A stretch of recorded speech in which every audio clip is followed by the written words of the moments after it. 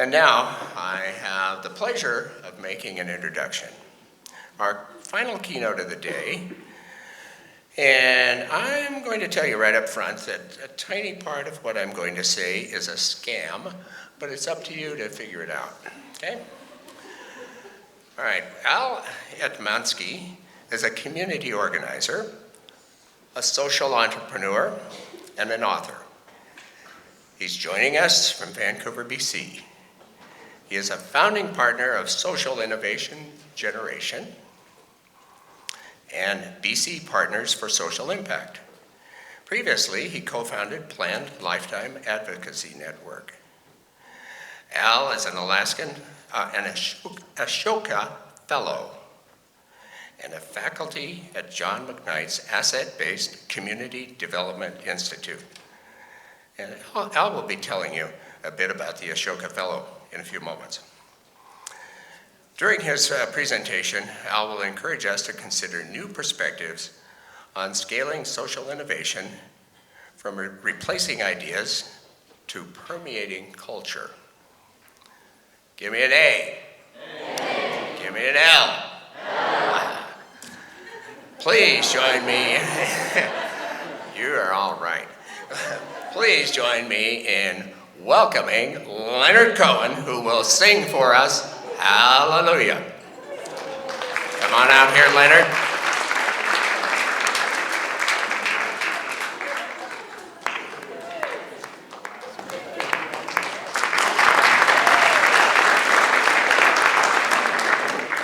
Well, howdy.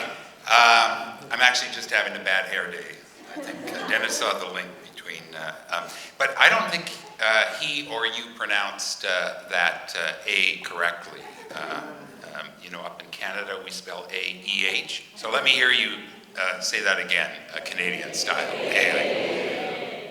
Well, we're running out of time. It's a little better. It's nice to be here. And thank you for inviting a motley, communitarian, dysfunctional, uncertain, white privilege, bread-making, killer, Cascadian, Canadian, social entrepreneur to Portland. Now I know why my kids and their friends hurry down to your fine city all the time. What a beautiful place you have here. And it's also nice to be in the home territory of Ursula Le Guin and Francis Moore Lappé, and big influence on my life, and of course, Ramona Quimby. I understand Beverly Cleary is still alive, is that right? Perhaps we can persuade her to write a follow-up to her Ramona series.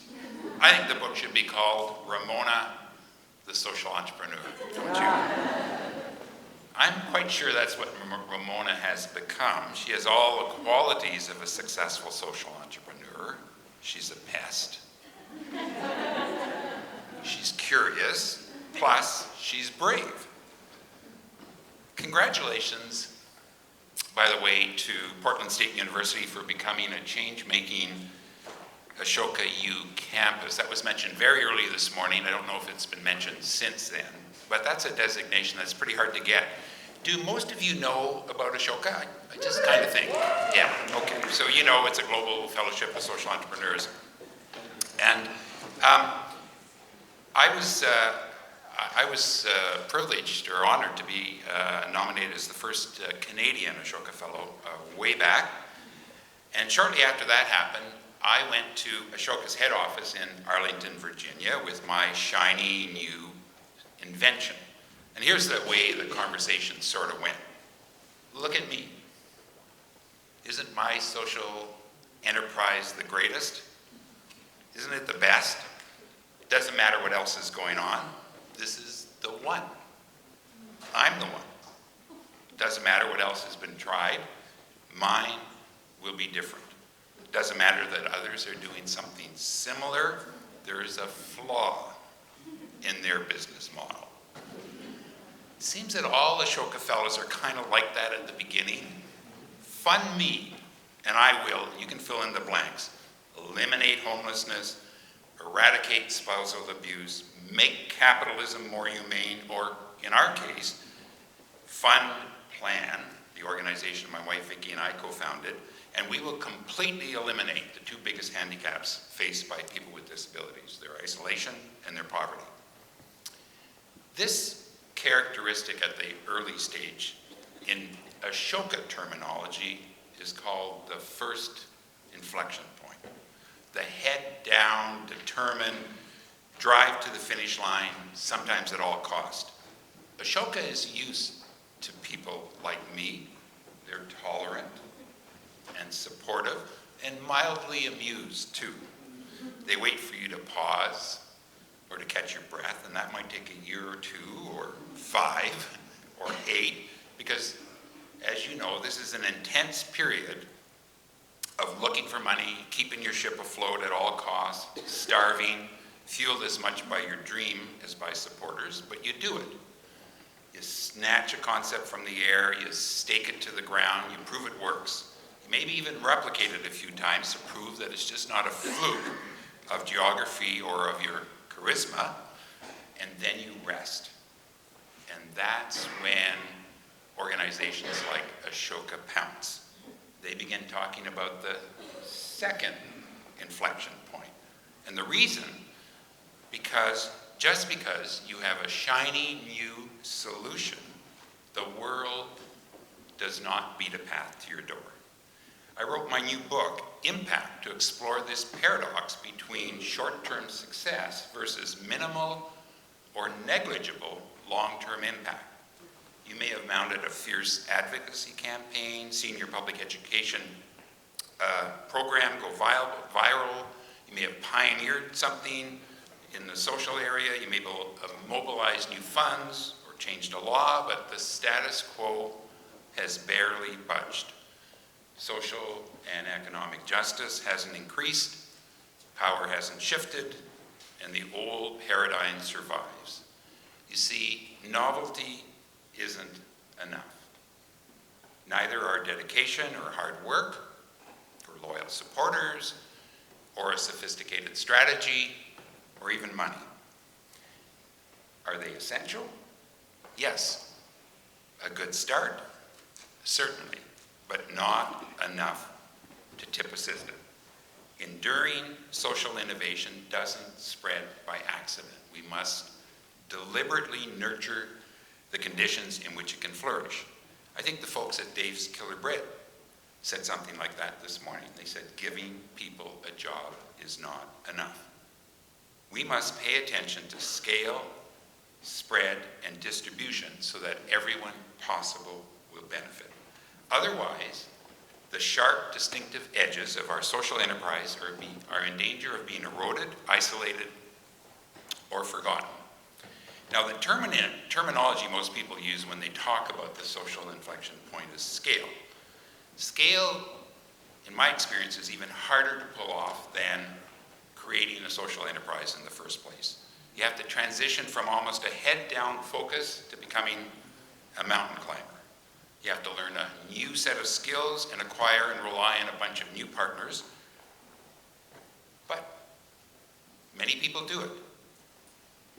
They scale the mountain. They reach the top. And after years of hard work, they could be forgiven for thinking, that's it. I've finally done it. But here's the rub. After a well-earned rest, I guarantee you they'll do what I and many others have done, which is they start looking around and all they see are higher peaks, higher mountaintops coming into focus. And on each one of those mountaintops are people just like you. And you know intuitively that meeting up with them will help you spread your work further than you ever imagined. I think that's what Amelia was getting at this morning in her talk when she said that she realized finally that there's a link between food and depression, or mental illness, and poverty, and social isolation, and I would add the price of oil and out-of-control consumerism. So here's the thing, the folks you see on those other mountaintops have scaled solutions to those challenges. But there's too many peaks for you to climb in one lifetime to meet up with them. So the realization slowly dawns on you that the only way to connect up is for everyone to climb down from their mountaintop and to meet up in the valley. Welcome to the third inflection point. The third inflection point is about culture. I'm speaking about organizational culture, institutional culture, corporate culture, personal culture, as well as societal culture. Culture is where everyone lives. Previous speakers have talked about the lingering effects of attitudes, stereotypes, stigma, beliefs, and values on their work. Well, that's culture. Culture is what people do when no one is looking over their shoulder.